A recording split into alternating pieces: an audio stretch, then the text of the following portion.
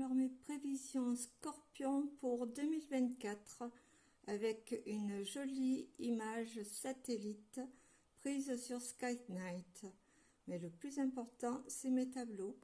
Allez, j'installe le portable, on va voir si vous les voyez bien.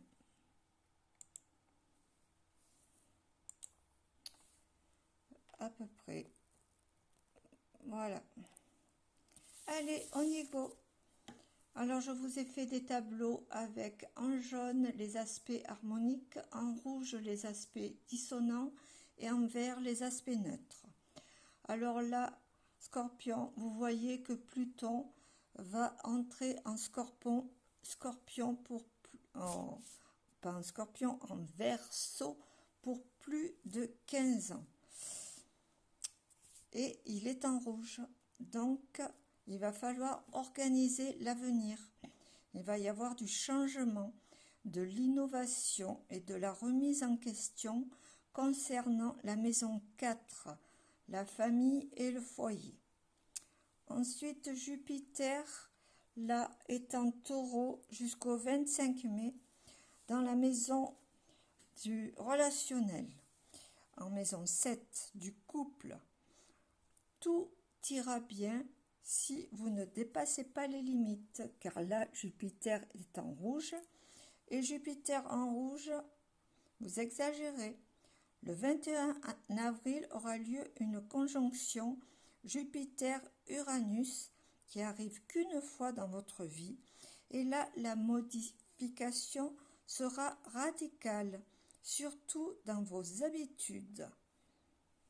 Après, Jupiter passe en Gémeaux, là il est neutre, la planète vous laissera tranquille.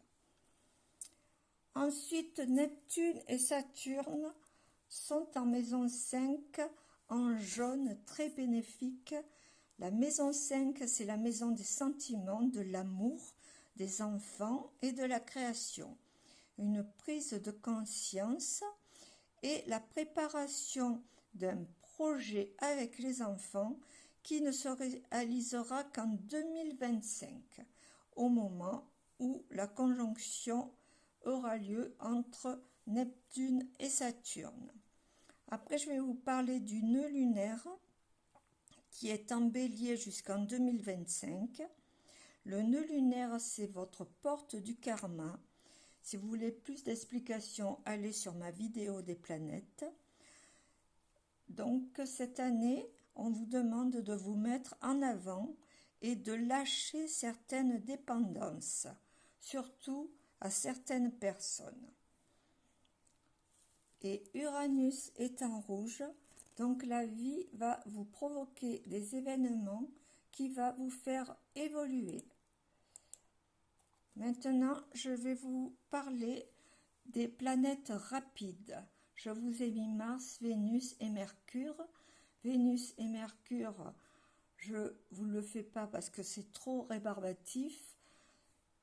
Je vous le fais toutes les semaines. Là, je vais vous donner quelques dates de conjonction avec Mars.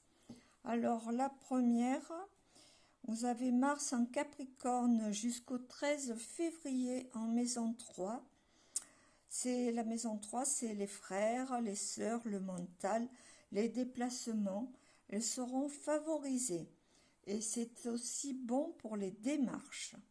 Ensuite, Mars part en Verseau. Et là, il sera en maison 4, dans la maison de l'enfance et du foyer. Il sera en carré, donc il y aura de l'agressivité dans la famille. Le 16 février, il y aura une décision, une remise en question importante. Vous taperez du poing sur la table. Mars part en Poisson le 11 avril.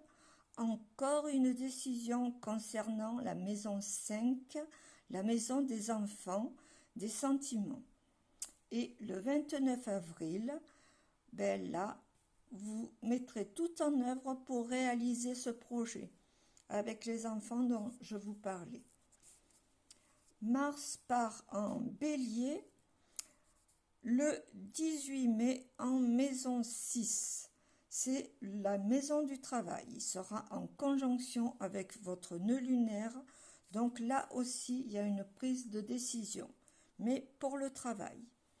Mars en Taureau en maison 7. C'est la maison du couple qui va être conjoint à Uranus. Le 16 juillet, retenez bien cette date, c'est un changement définitif. Et ne soyez pas trop impatients. Mars en Gémeaux, qui rejoint Jupiter jusqu'au 4 septembre. Alors là, c'est la maison 8, les investissements. Sautez sur les opportunités. Ça se passera très bien. Ensuite, Mars en Cancer en maison 9. Alors la maison 9, c'est les formations, les autres études, les voyages, l'étranger. Alors là, il y a un ralentissement. Vous vous mettez un peu en stand-by. Ensuite, avec Mars qui va en Lion, en plus rétrograde le 7 décembre, alors là, vous stoppez tout. Vous finissez l'année sur les rotules. Voilà. Bisous mes scorpions.